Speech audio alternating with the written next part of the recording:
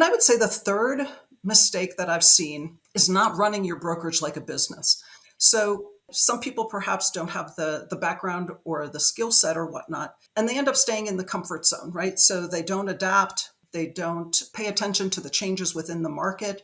They're ignoring their financials, right? Sort of the head in the sand kind of approach.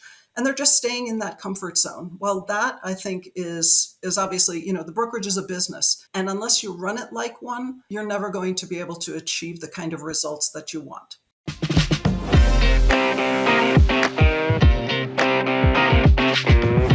This is the Profitable Broker. Hi, I'm Wayne Einhorn, and welcome to the Profitable Broker, where we interview people who are really moving the needle in the real estate brokerage business. Today, I'm so excited because we've got Elena Dean with us, and Elena is a storied executive, somebody who's had a tremendous amount of experience in the real estate brokerage business, working with literally hundreds and hundreds of brokers. Elena was a vice president with Remax in it for 14 years, was an officer of the company. As I mentioned earlier, had hundreds and hundreds of brokers in her under her supervision, actually thousands of brokers, and has been in the business, was with Remax for 14 years. So I don't think there's anything that Elena hasn't seen. And a fun fact about Elena, she speaks 5 different languages, which is an amazing thing, Elena. So welcome to the Profitable Broker. Thank you so much. I'm excited to be here. It's interesting with somebody that with like you, Elena, that has a view that frankly nobody else has. The tell me this, what things do you see? What are the top, I guess, the top 3 mistakes that you see real estate brokers make today? Wow, that's a great question. I don't know if these are the top three, but I would say these are the three that currently come to mind and are, I would say, somewhat interrelated. So I would say, just based on my experience and working with many different broker owners around the country, I would say one of the things that really hinders their overall performance is being indecisive. I would say not taking action when they should be taking action, because that really has downstream consequences. And I think it's fear based, right? I mean, we don't want to make the wrong decision, but not making a decision is making a decision. And I think having the right team around you, for example, like perhaps you have someone on the staff that isn't performing the way that they need to be, and prolonging sort of having that conversation, or making a decision as to whether they stay or go, is in the long run very counterproductive. The other aspect of that, I'd say the flip side is making rash decisions. So making decisions without really thinking about the consequences or getting enough data to really support what it is that you're trying to do. I would say the second mistake is that many broker owners just don't trust their gut. I would say, they're perhaps listening to the wrong people, or they're not having systems and processes in place that really support the decision. And so I know for myself, I always have a gut feel about something, and I think a lot of people ignore that. And I think your intuition and your gut, you know what it is you have to do. And I think sometimes that's kind of pushed to the wayside, just because, again, it's perhaps a fear of that unknown. And I would say the third mistake that I've seen is not running your brokerage like a business. So, some people perhaps don't have the background or the skill set or whatnot, and they end up staying in the comfort zone, right? So they don't adapt, they don't, pay attention to the changes within the market. They're ignoring their financials, right? Sort of the head in the sand kind of approach. And they're just staying in that comfort zone. Well, that I think is obviously, the brokerage is a business. And unless you run it like one, you're never going to be able to achieve the kind of results that you want. So I would say those are, and they're all interrelated in a certain manner. But I would say, at least from my perspective, those are some of the things that I've seen a lot of brokers struggle with. It's interesting, Elena, when you were talking about it, I thought, wow, these are so interrelated, right? And when you talk about, you started off said, hey, not taking action, people are you know, if frozen in fear most times. Sometimes maybe it's analysis paralysis. Sometimes it's frozen in fear. Then the second thing I heard you say is, hey, we don't have systems in place. We don't have the right people to get the information that we need. And then the last piece, uh, everything is together, right? Is not running it like a business. Let's talk about not running it like a business for a second. What impact have you seen that have over a period of time in the brokerage business? Like, how does that impact brokers who are, in the day to day, in the trenches? They put a mortgage on their house. They're working weekends. Are really working hard. What impact have you seen not having them not run it like a business? What are some of the negative impacts you've seen? So I would say there are, any number of them. One, first off, there's, the personal stress factor, right? I think a lot of broker owners, carry a lot of, the burden and a lot of that stress, which if they had data and if they had information, if they ran it like a business, it wouldn't feel so out of control, right? Um, I think it has a very detrimental impact on culture. So, if you're not making the right decisions, if you're not treating the brokerage like a business, it's going to sort of trickle down to how the staff function, how the agents perceive the running of the brokerage and the way that they all behave within the brokerage as well, right? Because if we run it like a business, then it is a business. If we don't, if we ignore that, then you really run the risk of to coin the phrase, the inmates running the prison, right? And so I think you end up with a loss of control. Um, on the other side, I think the financial piece is really the most important piece, right?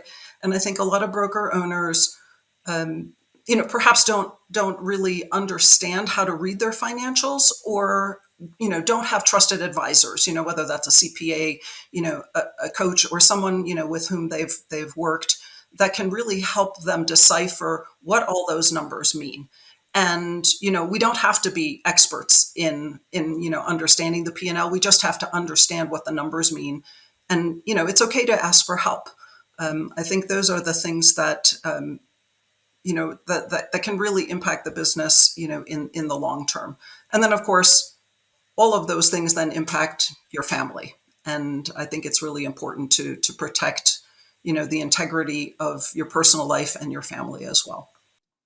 Yeah, you nailed every one of them, I think, Elena. And if I think about the end piece impacting your family at Inner Circle Broker Coaching, we always say the purpose of a brokerage has three purposes, right?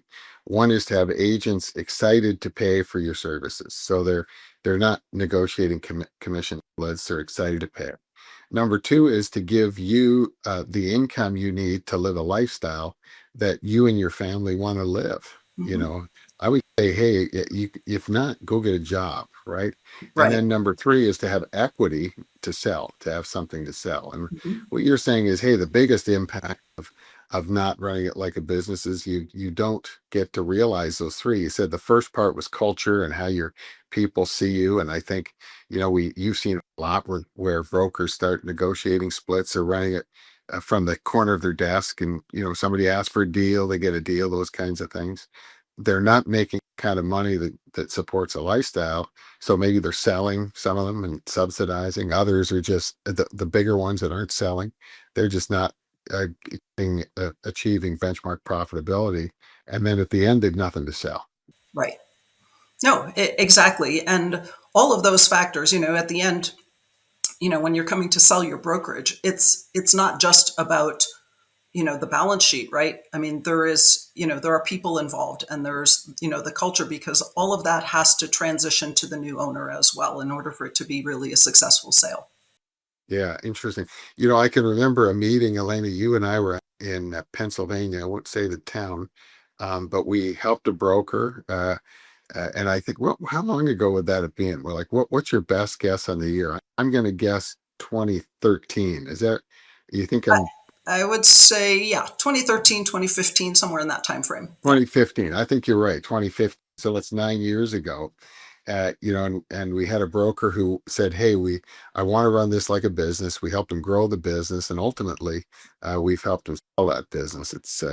It's not the reason I don't want to talk about the town is it's not closing for a few weeks yet, but at the end of the day, by the time this podcast is out, it'll probably be old news. Yeah. But it's interesting because when you run it like a business, the flip side is you get growth, you get that income, you get the culture, and you get to sell it for actual money at the end of the day, right?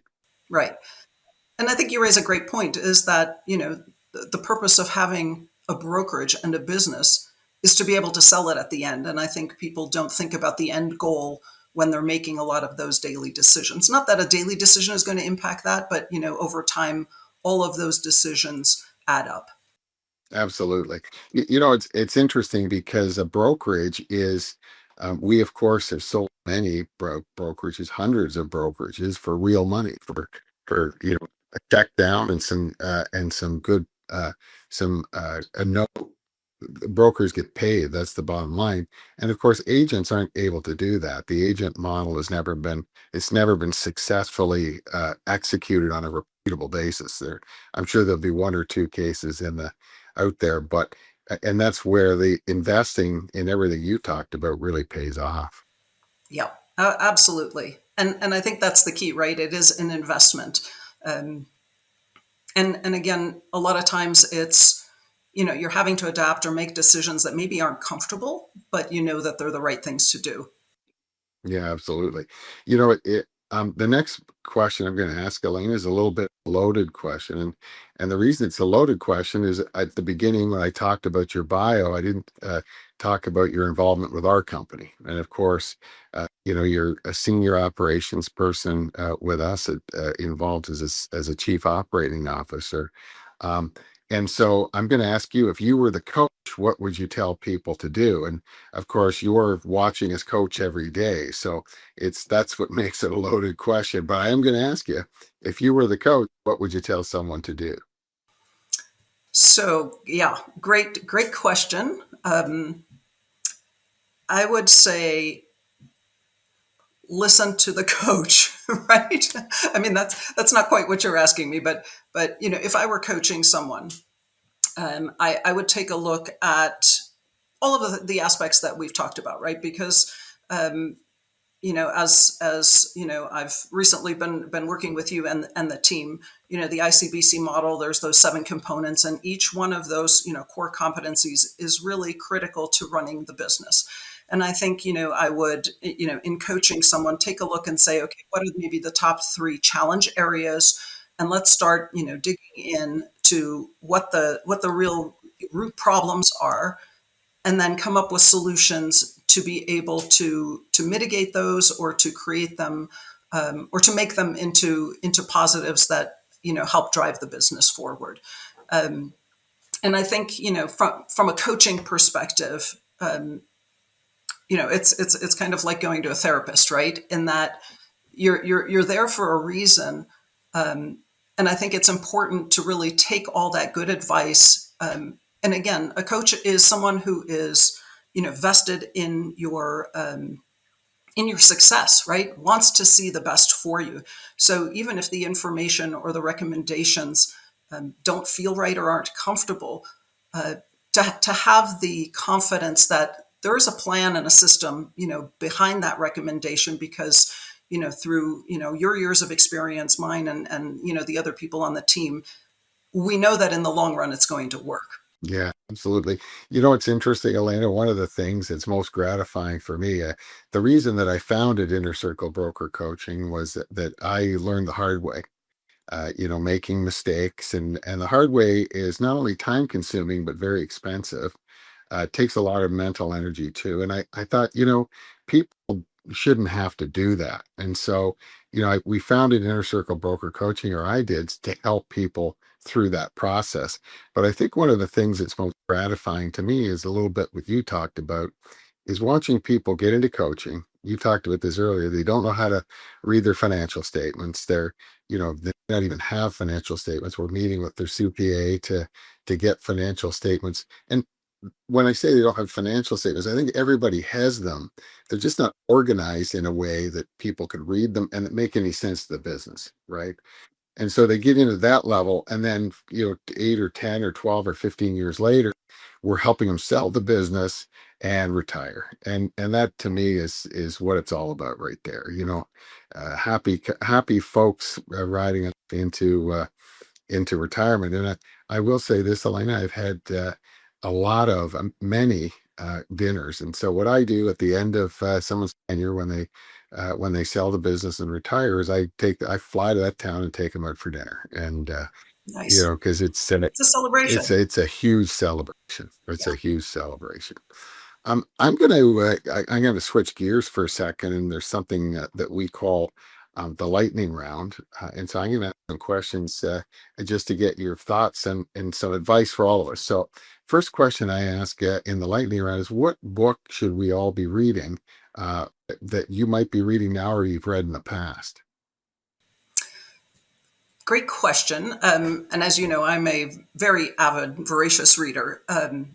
And I would say one book that has stuck with me. I read it years ago. Is Simon Sinek's "Leaders Eat Last," and it's really about why why some teams really pull together and others don't, right?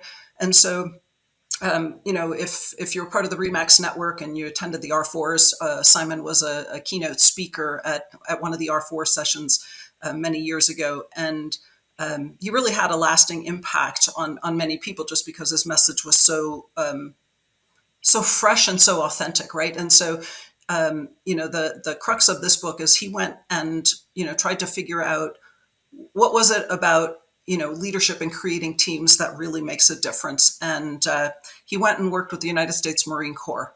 And so many of the tenets in this book are really all about how the Marine Corps functions and why it functions the way it does. And I think one of the key pieces, like the title says, is that when they're lined up in the chow hall, it's all the junior Marines who eat first, because you got to make sure you take care of your troops before you take care of yourself. And I think that's a really powerful lesson.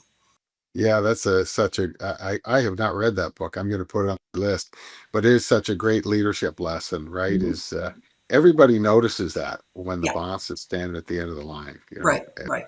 And it's that's how do you create a functional team, right? And that's something that whether your team is your staff, whether you're a team leader, right, running a group of agents or whatnot, we all have, even if it's your home, right, your family is a team as well. And how do you create the optimal environment so that everyone really works together to maximize opportunity? absolutely. Let me ask this question: what podcasts are you listening to that we should be listening to? So I listen to a number, like many people. I would say one of my favorites is the Mel Robbins podcast, and not just because Mel is a fellow Dartmouth alum, so a shout out to my alma mater, but she also was one of our keynote speakers at an R4 convention many years ago. But she has one of the top five podcasts in the world. And what I love about Mel is that she's very authentic and very down to earth in terms of her own experiences. But because of her popularity, I would say, she is able to bring in world class experts onto the podcast. And it's everything from, one day it might be about fitness, the next day it might be about mental health, the next day about, um, you know, travel. It could be about, how to parent your teenage kids, right? So you just never know what you're going to get. But I find that even if the subject matter isn't sort of directly applicable to me, there's always some good nuggets and truths in there that I think are worthwhile. And I always come away going, okay, I learned something. That's great. And that is a great podcast. And as you said, Mel's been very, very successful. So we've got Leaders Eat Last. We've got Mel Robbins. Let me ask this question. What do you like to do in your spare time? So now that I have a little more spare time than I used to, which is a good thing, right? That's what we all are hoping for. I spend a good deal of my time sort of exercising, making sure that I get to the gym, get out and get a walk, or I live in Colorado, so the hiking here is great. Um, I've always been interested in sort of health and wellness, and so I do a lot of reading, about that and how to really optimize my health span. Right, it's not just your lifespan, but being healthy in a long life. Um, I do a lot of reading, as I mentioned, and then I also have a number of creative pursuits. So I like to do photography and sort of scrapbooking and some needlework and some other things. So I I have definitely some stay real busy. some wind down stuff. I love the fact, Elena, that you talk about health span. Of course, that's something that I'm very passionate about because I think as human beings, we live in the greatest time of ever. We've got the opportunity to really live for a long time in a healthy manner. It's really quite amazing. I was seeing somebody the other day, 20 or 30 years ago, you didn't know anyone in their 90s. That was unheard of. Right. And today, it's not uncommon. Actually, an interesting statistic. I read it 5 years ago. So 5 years ago, if you were 50, there were 4,000 centenarians in the United States. So 4,000 people, 100 years or greater. If 5 years ago you were 50, by the time you are 100, there's predicted to be 4 million Wow. centenarians. That's And awesome. so think about that. 100 years old. That's exciting. Right. What's the most important leadership lesson that you've ever learned? I would say for me, it's all about communication and over communicating, right? So that's, me as sort of an employee needing to hear, like wanting to hear from, the people, my supervisors, managers, the leadership team, in whatever organization I worked. But then also as a leader myself, helping my team understand, like communicating with them on a regular basis so that they're engaged, they're involved, the rumor mill isn't taking over. Um, and that I think gives people, it builds trust and it helps people have confidence in you as a leader and also in the process. And so, an example that I'll give you. So, when I was, running a team back at Remax LLC, very often, there were changes that were happening, right? And we were all of regional development was working on the same floor. And if all of a sudden you saw every vice president's door closed, the rumor mill started, right? Because something was happening.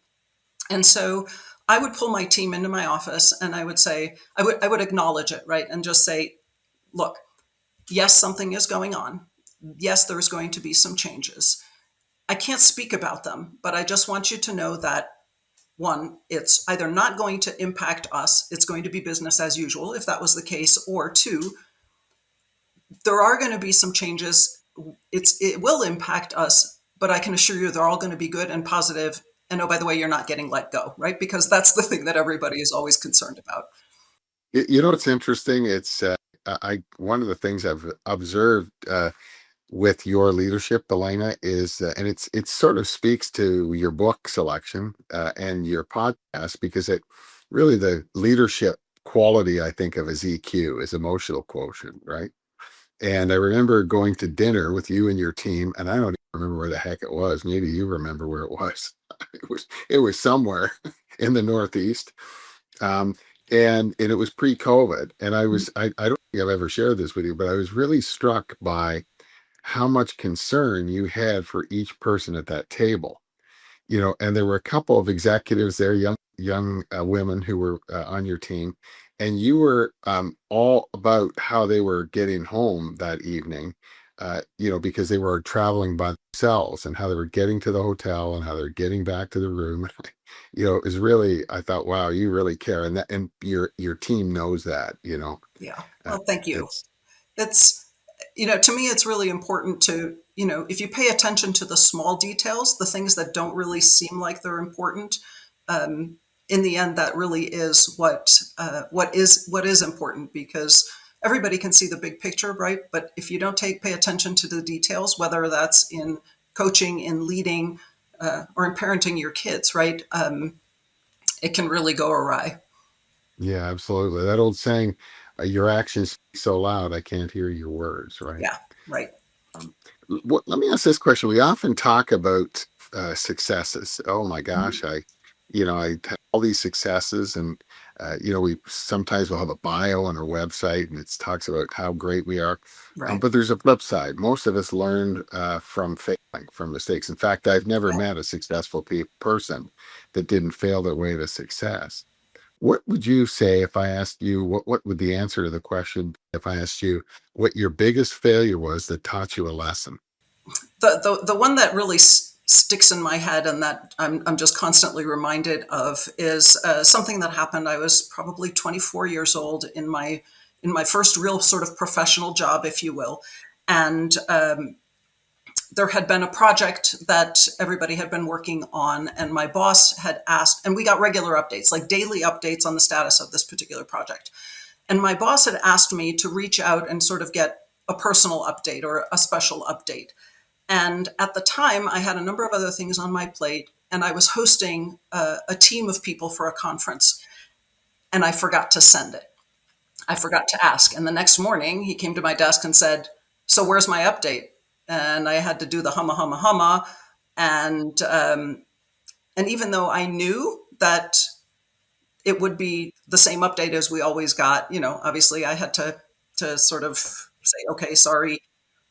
I went and sent the request, and the answer I got back was, "It's the same update as we give you every single day. There's nothing new," right? So even though I knew that, I couldn't say that to him. He was a very senior person, but I didn't do what he asked, um, and it was just more just I was so busy, and it just kind of slipped through the cracks. And so what I learned from that is, if someone's asking me to do something, I now ask them to say, "Okay, so Wayne, if you were going to, put three things on my plate, I would say, that's great. I'm happy to help.